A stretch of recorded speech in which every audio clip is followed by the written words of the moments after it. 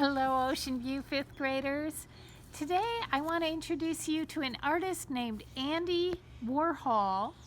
And I want to do this by reading you a book that was written not by Andy Warhol, but by his nephew, who had a good time visiting his Uncle Andy Warhol, when he was a child.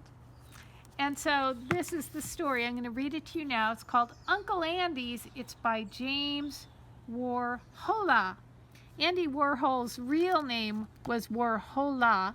He dropped the A when he was wanting to become a famous artist, and he thought that made it seem more American. So that's why his working name is Andy Warhol. Looking back on those days, the one thing I remember most is thinking that my dad had the best job in the whole world.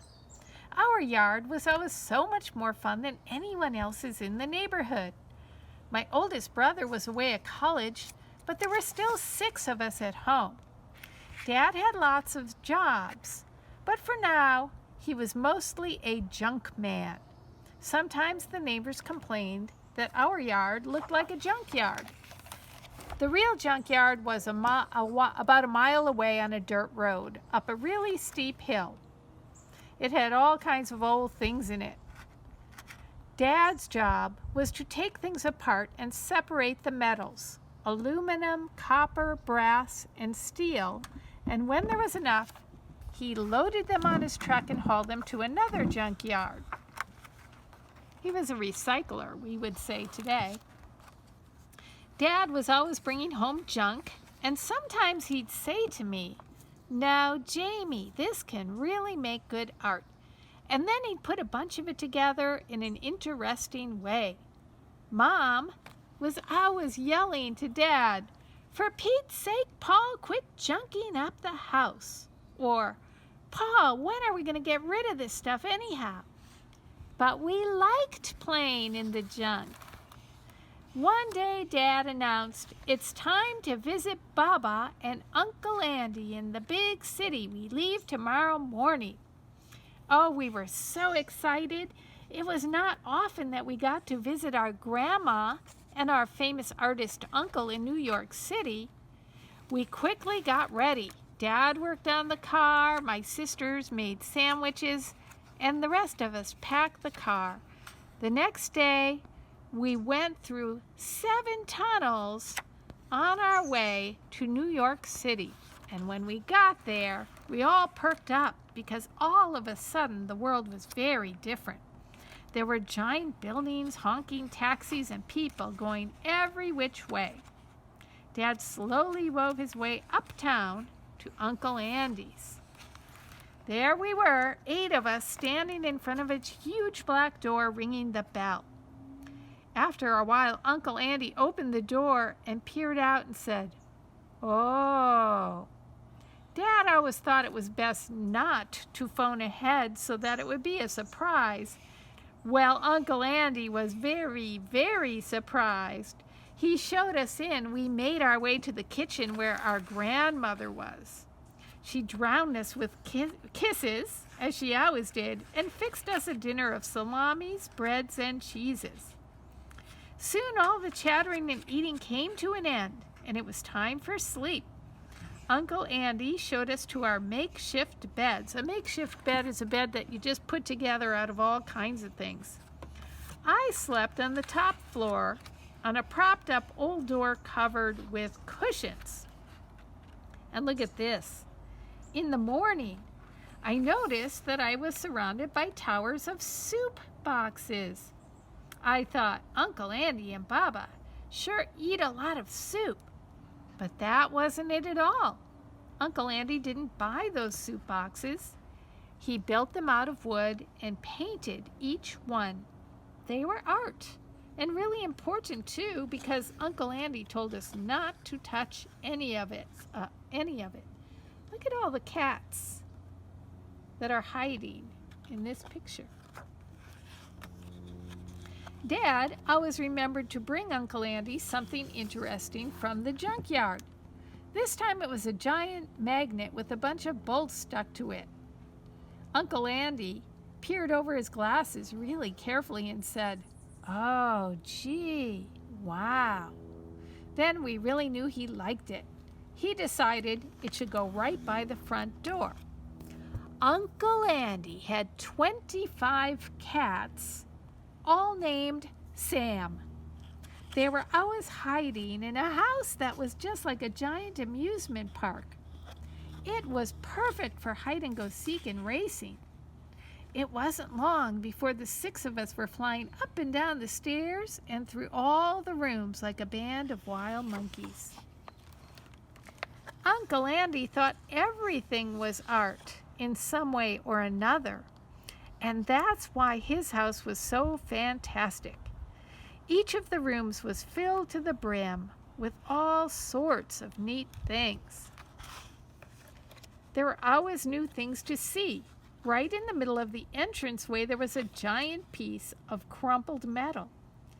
It looked like it might have gotten stuck there and couldn't go any further. Uncle Andy said, "Oh, that's a piece of fabulous art by a famous artist." We were impressed. Dad had a lot of that back home. Uncle Andy was always making art. We loved watching him paint in his studio. He made regular stuff, like soup cans, pop bottles, and money look like real art. My sisters loved his giant pictures of Elvis Presley. Mom, always aware of unnecessary clutter, asked, "Gee, Andy, when are you going to get rid of this stuff?" Uncle Andy, startled, said, "Oh no, this is art. It's going to be worth a lot of money." Mom really didn't understand art. With all of the commotion that we caused, Uncle Andy decided it might be better to put us all to work, so it wasn't long before each of us had different jobs. He knew that I liked to do art, so he let me help him with his giant paint-by-number sailboat painting. At night, Uncle Andy went to parties to see other famous people. In the morning, we sat patiently by his door waiting for it to open so he could tell us all about who he had met. Once, Maddie, my little sister, surprised Uncle Andy by going into his room a little too early. He let out a shriek because he didn't have his wig on yet. Of course, we all knew that Uncle Andy was bald, just like Dad and Uncle John. Uncle Andy had wigs for every occasion. Messy wake-up wigs, multicolored afternoon wigs, and formal wigs for parties. He had given Dad his old wigs, and back at home, we had a lot of fun with them. Each day was a chance to see something new. We loved hiding in the studio when important people came to talk about Uncle Andy's work. They would huddle around the paintings, pointing and peering. They really thought Uncle Andy was on to something.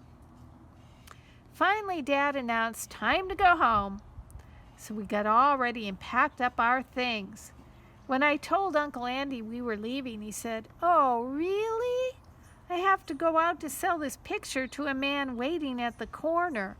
He really likes my work. Then I'm going to a party. So have a fabulous trip, Jamie. Bye." We said goodbye to Baba, packed all of our things, and went through the 7 tunnels back home. As we got older, we made many more trips back to that faraway city, and Dad continued bringing interesting junk from the junkyard for Uncle Andy. I really liked doing art too, and I learned that art is something that is all around us all of the time. In the corner of my bedroom, I made an art studio of my own, and although Mom fretted and fussed as usual over what a mess it all was, she didn't make me clean it up. She even woke me up early on Saturdays to drive me to art class. You know, I think Mom's finally understanding what art is all about.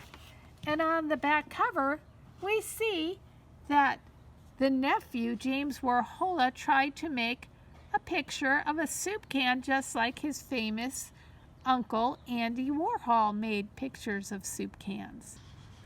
Here are some examples of Andy Warhol's art.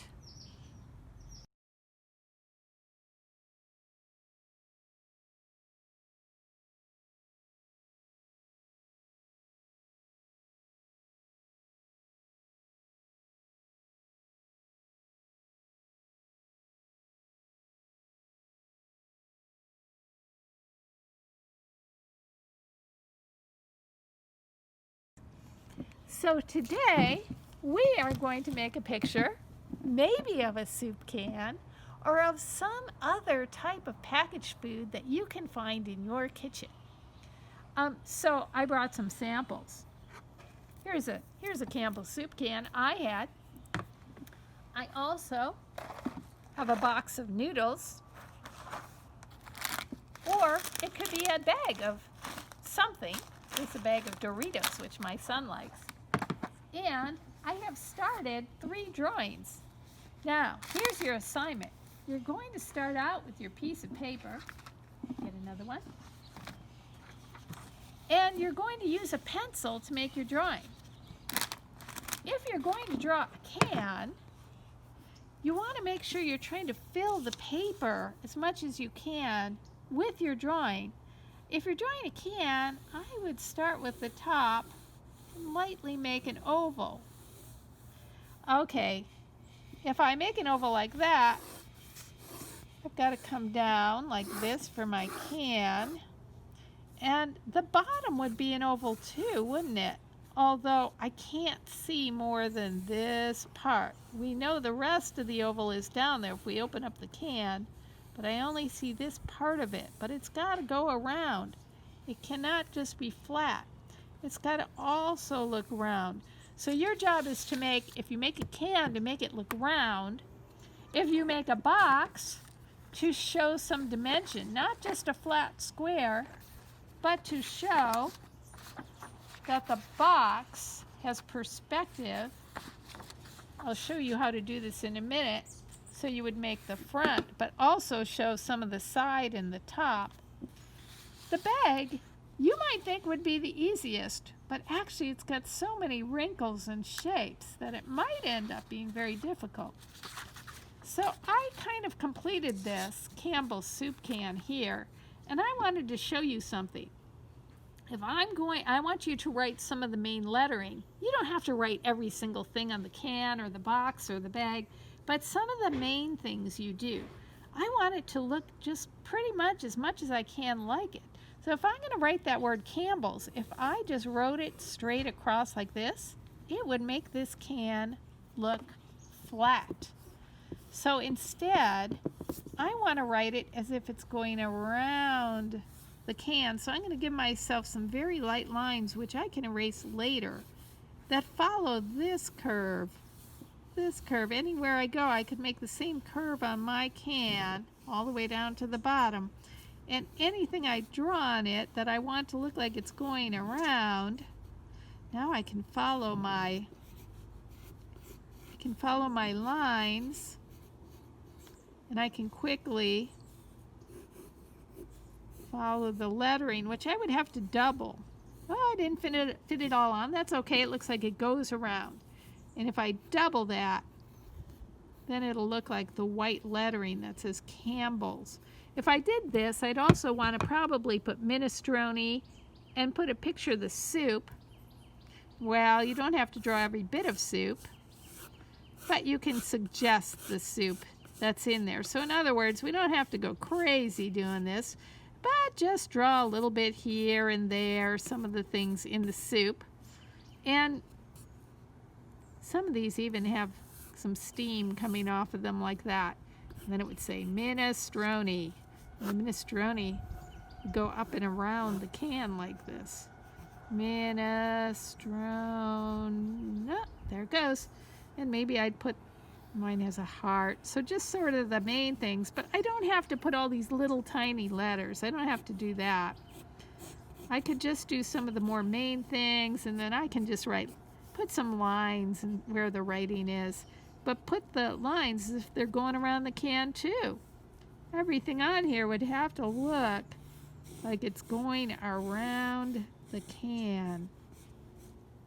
So it's not coming just flat, but going around. Some of them have pop tops on them, and if yours does, go ahead and put that on. And maybe give it a little dimension up here on the top. And if you get it drawn well enough, then you can just go ahead and go over the main lines, the outside edges with black, and then color it in, the colors that it is, or your own colors, if you'd rather be creative about it. Now, if I'm going to do something like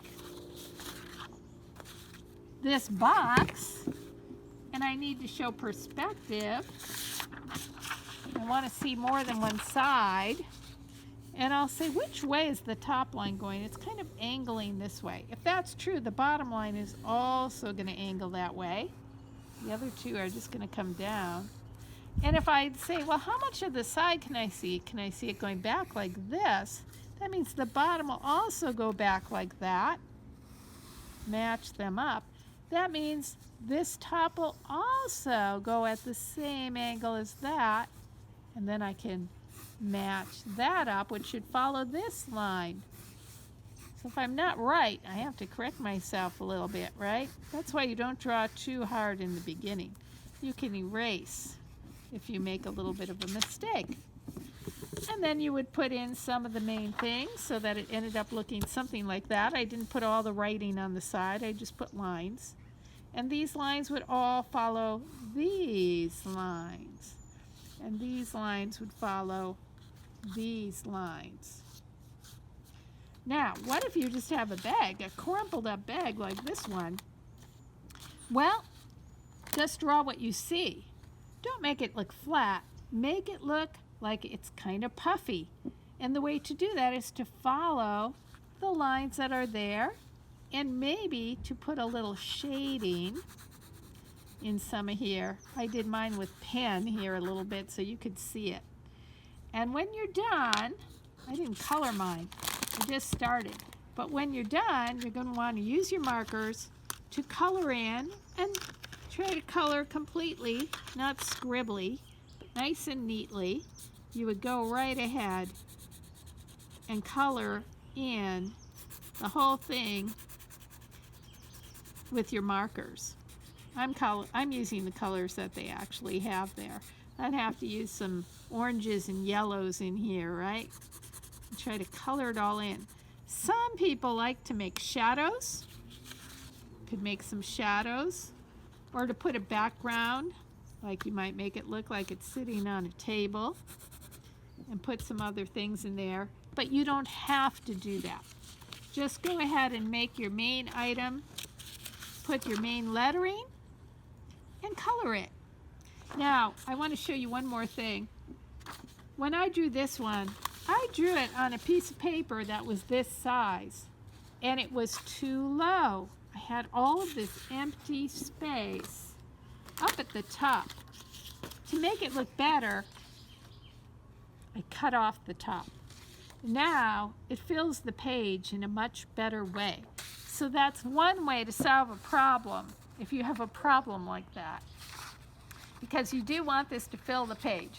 Don't make a little tiny can in the middle of the paper like that and have too much white. Not that, okay? Fill up your paper with your product. And let's go over these directions one more time. 1, use a pencil to draw your packaged food item. Fill up the whole paper. Use perspective to show the width and dimension of what you're drawing. Copy the main letters and design of the package. You don't need to copy all the little tiny letters, just the main ones. Color it neatly with markers and outline it in black. If you want to, you can do a background or a shadow, but you don't have to. That's only if you want to. Have fun with this project. And if you want to show it and send it to me, I'd love to see it. Here's my email address, mernst@ausdk12.org. Have fun making your Andy Warhol food project, and I'll talk to you soon. Bye-bye.